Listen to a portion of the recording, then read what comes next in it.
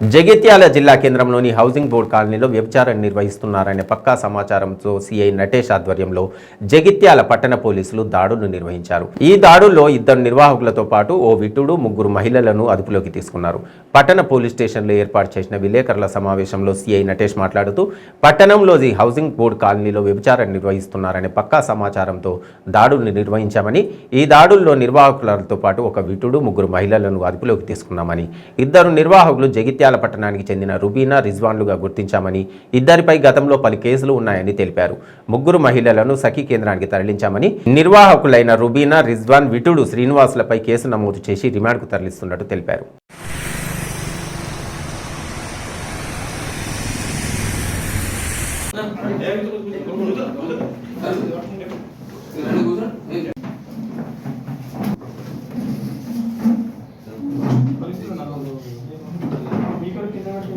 నిన్న దొంగతనం చేసిండు ఒకడు, సేమ్ ఇదే మాట అంటాడు. అతను ఒప్పుకున్నాడు కదా సార్, నేనే చేపిస్తున్నా, ఆమె పండడానికి వచ్చింది 500 కట్టిస్తున్నా అని గంతమని చెప్తాడు.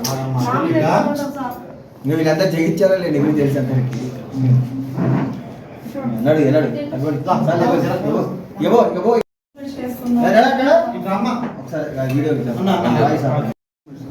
అందరికీ నమస్కారం.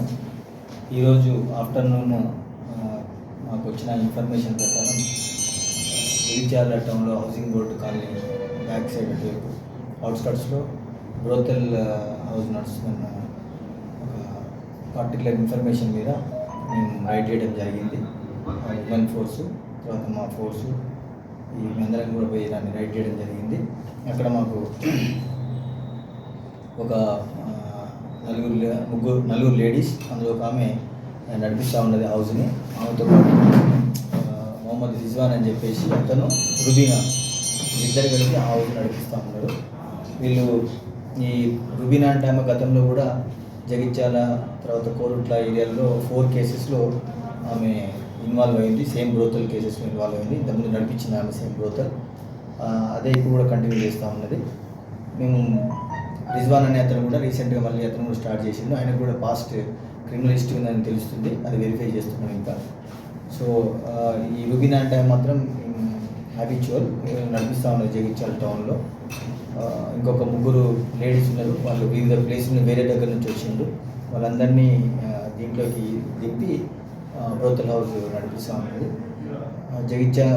దీంట్లో శ్రీనివాస్, ఎవరైతే విటుడు, ఎవరైతే అక్కడికి కస్టమర్ టైప్ వచ్చిండో అతన్ని కూడా మేము అదుపులో తీసుకోవడం జరిగింది. రుబీనాని, రిజ్వాన్ని, ఈ శ్రీనివాస్ అతన్ని కూడా తీసుకొని చట్ట ప్రకారం వాళ్ళని రిమాండ్ చేయడం జరుగుతుంది. జగిత్యాల పట్టణంలో ఈ మధ్య మాకు ఫ్రీక్వెంట్గా ఇన్ఫర్మేషన్ వస్తూ ఉంది, ఇటువంటి కార్యక్రమాలు జరుగుతున్నాయని చెప్పేసి. వాళ్ళందరూ కూడా జాగ్రత్తగా ఉండాలి.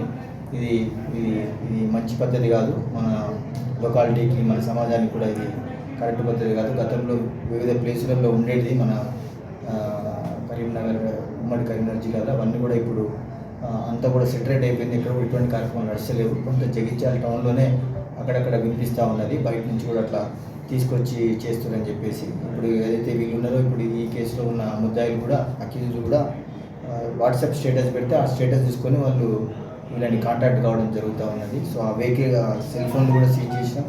అదే రకంగా మన దగ్గర డబ్బులు కూడా సీజ్ చేయడం జరిగింది. ఇంకా ఇటువంటి ఎవరైనా జరిపితే మాత్రం తప్పకుండా వాళ్ళ మీద గట్టి చర్యలు తీసుకుంటాం. దీని అంతా కూడా జగిత్యాల పట్టణంలో ఈ మాట అనేది ఉండకుండా చూసుకోవాల్సిన బాధ్యత మనందరి మీద ఉంది. సో ఎవరు కూడా ఎట్లాంటి కార్యక్రమాల్లో ఇన్వాల్వ్ కాకండి. ఒకవేళ ఎవరు ఉన్నా కానీ మాకు ఇన్ఫర్మేషన్ ఇస్తే మేము ఇమీడియట్గా వాళ్ళ మీద యాక్షన్ తీసుకుంటాం, జైలుకి కంపల్సరీ పంపడం జరుగుతుంది. ఇది సమాజానికి మంచిది కాదు ఇటువంటి కార్యక్రమాలు. కాబట్టి అందరూ దయచేసి ఇటువంటి వాటిల్లో ఇన్వాల్వ్ కావద్దని చెప్పేసి కూడా మేము అందరికీ కోరుకుంటున్నాం.